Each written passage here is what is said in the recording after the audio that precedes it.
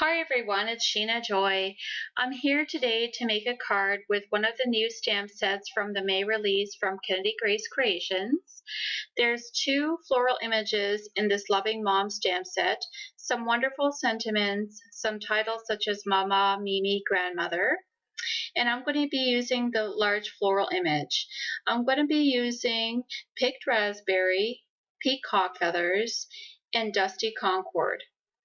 What I'm going to be doing is reverse stamping, and I'm going to be doing it on this piece of Bristol smooth paper. Now I have already mounted the large image on an acrylic block, and I have placed it backwards, so the back of the stamp is facing outwards. So I'm going to take my distress ink and I'm going to apply it liberally to the back of it. I want really good coverage, so I'm really giving it a good inking. And then after I have that on there, I'm going to press it and give it good pressure just to have nice even coverage to the Bristol smooth paper. This is part of the May release blog hop, and I'm going to have a link below for the blog hop, so join us please. And now that you see that this is stamped, I'm evening out the floral image using my paintbrush. I'm moving it around with a wet paintbrush and then smushing it on an acrylic block. That way I can get more vibrancy and more coverage and it just looks more even overall. So my paintbrush is barely wet as I'm doing this, and just as long as you can get that color moving around, then it should be fine. And as you do it, you can see how it's kind of working out for you, whether you need more or less water. Moving on to the peacock feathers, you see I have my mask and removing it.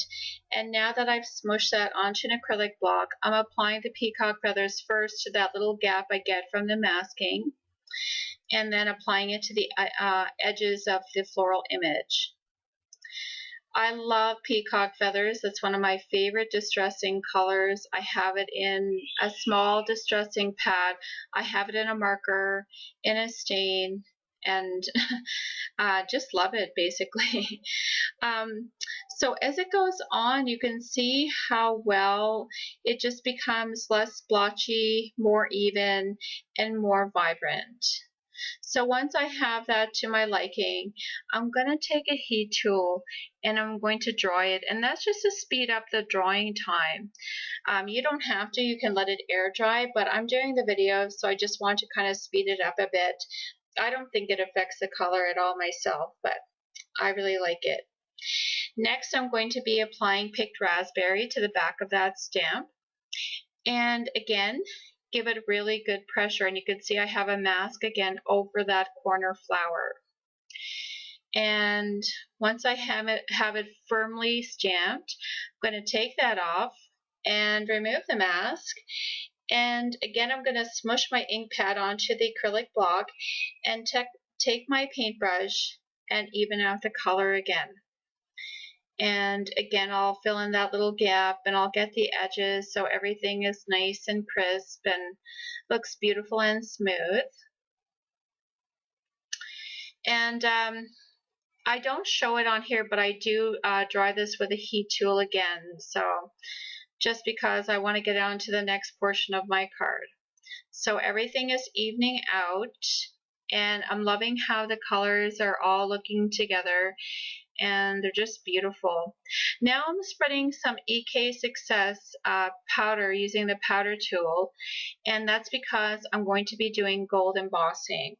And this time I have taken the same stamp and I've turned it around right side out, so it's how you normally stamp. Applying my mask so I don't have the gold embossing overlapping on the flowers, and just inking up my stamp with Versamark, and that way my gold embossing powder can stick to the image. So just line it up the best way you can. It's not going to be perfect in terms of matching completely, because it is not completely matching front to back basically. So now I'm applying the gold embossing powder. I'm using Ranger gold embossing powder and catching the excess with my coffee filter and giving it a little tap. And now all of the images have the gold embossing powder, and just setting it with my heat tool, you can see how beautiful that gold embossing looks with those colors. It makes them even more vibrant. I just love this technique. It turned out so well. It's beautiful. So now that those are all done, what I've done is taken this Galaxy Gold Dewdrop, I've smushed it on my acrylic block, added some water, and I'm just splashing it on the white portion of that front panel just to bring out the gold basically, and I really love how that looks. Now I'm cutting out the front panel with the largest rectangle of the Shmansy stamp stitched rectangle dies. And I just want to have that stitched detailing around the front panel. And now I'm stamping one of the sentiments from the Loving Mom stamp set. I'm using grape jelly, the Dewdrop ink pad grape jelly. And I love how that brings out the color of the Dusty Concord floral image. So beautiful. And after that's done, I'm going to adhere that to a piece of blue fun foam, which is cut to the same size as this front panel.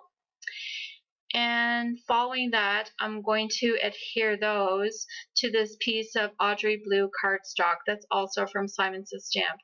Now all the sequins are adhered.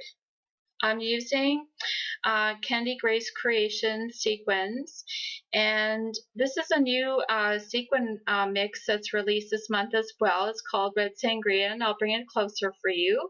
You can see the purples, pinks, reds, and silvers, and I'm using a couple of ice berries too from a previous release.